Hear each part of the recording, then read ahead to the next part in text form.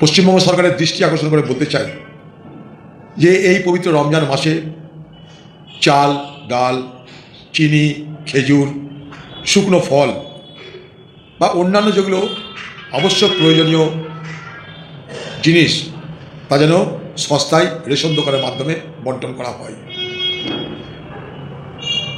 2 নম্বর দাবি যে বাজারে এই সময়, কারণ রমজান মাস পালিত হলে ইফতারের সময় ফল তাদের চাই, ফল তারা খাবে, তাই কিছু অসাধু ব্যবসায়ী এই সুযোগটা নিয়ে ফলের দাম বাড়িয়ে দেয়। রাজ্য সরকারকে বলবো তারা যেন স্পেশাল টাস্ক ফোর্স নিয়োগ করে ফলের দাম, বাজারের দাম যেন সুযোগ নিয়ে, অবস্থার সুযোগ নিয়ে যেন কেউ ঠকাতে না পারে তার ব্যবস্থা রাজ্য সরকার করবে। এই রমজান মাসে এক হয় ভোরের সেহারি, যা খাওয়ার পর রমজান শুরু হয়, আর তারপরে হয় ইফতার।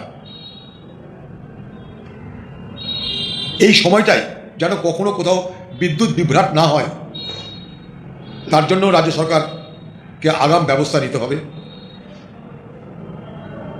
এবং ভোরের যে সেহারি হয় সেই সময় যাতে পর্যাপ্ত শুদ্ধ পানীয় জল পাওয়া যায়, রাজ্য সরকারকে তার ব্যবস্থা করতে হবে।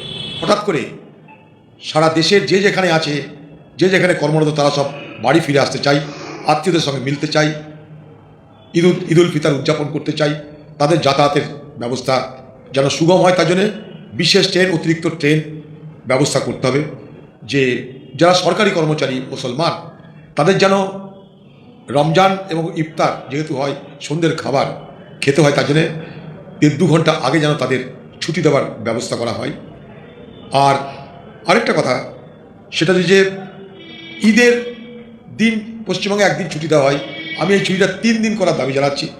কারণ যেমন করে দুর্গাপুজোতে কয়েকদিন ধরে উৎসব পালিত হয়, ঈদেও কিন্তু কয়েকদিন ধরে উৎসব পালিত হয়।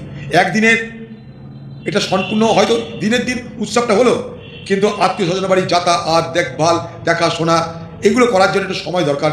তাই অন্তত যেন 3 দিন, অর্থাৎ ঈদের আগের দিন, ঈদের পরের দিন যেন ছুটির ব্যবস্থা করা হয়।